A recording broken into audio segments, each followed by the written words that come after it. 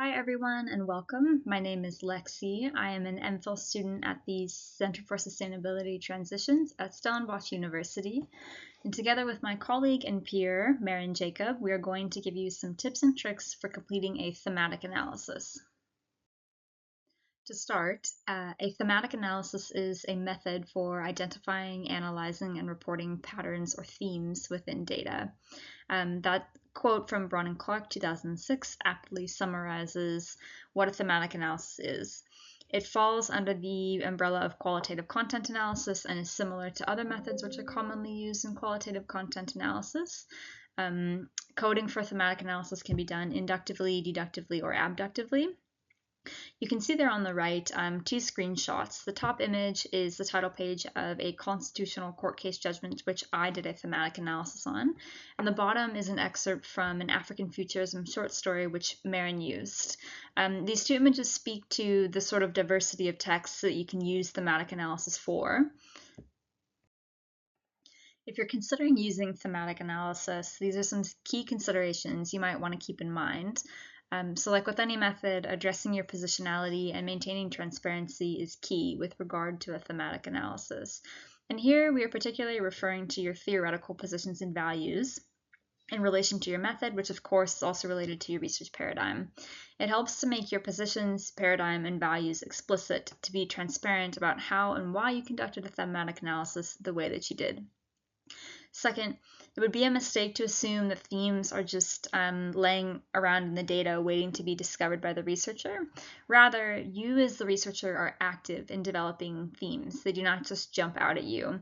This is especially true if you're using a deductive approach, but even with inductive and abductive approaches, it is necessary to remember that the meaning we see in the data first exists in our thoughts and minds.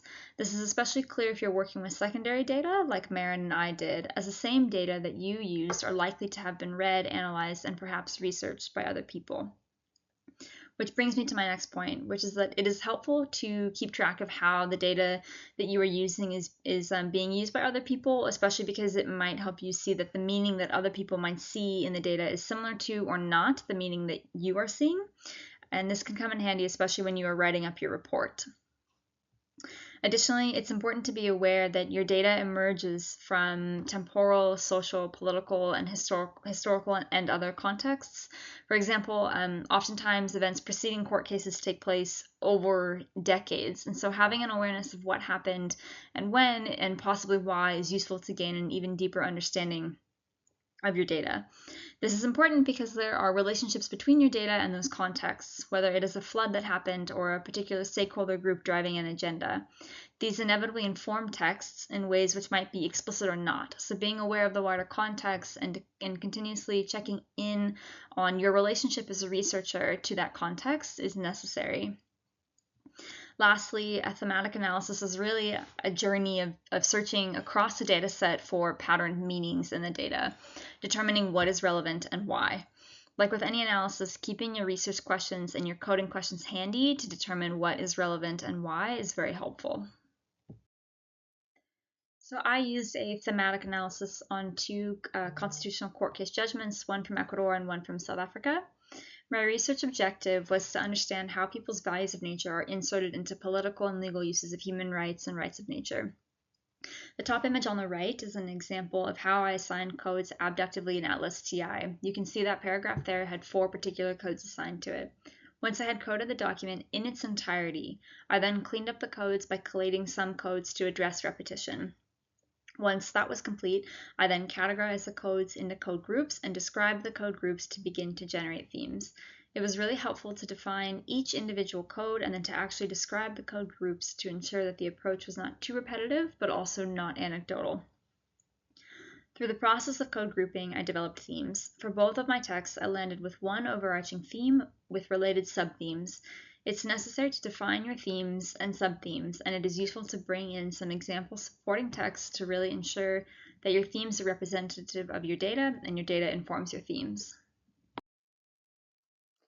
Hi, I'm Maren Jacob, and I used the thematic analysis method on a different type of text to Lexi, and I used it specifically to analyze science fiction short stories. So the text that I sampled were 6 online African futurism short stories, and my objective was to understand how African authors imagined African urban spaces in the future. The analysis was interpretive and the coding inductive, where I drew from the texts themselves. You'll see some of the examples of this in the figures on screen. On the left, you'll see how I performed some of the line-by-line coding. And I performed this on each of the 6 stories, which was between 250 and 350 lines of text each. And then these were coded with up to 4 codes for each line. On the right, you'll see how some of these codes were categorized and grouped into code categories. I'd like to point out a few things to take note of as you approach your thematic analysis, and this falls under 2 categories. The first is considerations you need to have for getting started, and the second is what to think about as you are performing your thematic analysis.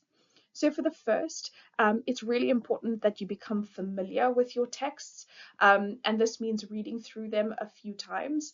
And this will also give you an idea of the hooks that you can use in order to build your codes, particularly if you're using an inductive method. During your thematic analysis, it's really important to ask yourself what is relevant and why. While you will code each line of text, not all of them are going to be relevant to your research question. It's also really important to be very clear with yourself and with those who are going to be reading your thematic analysis on what you classify as a theme and why.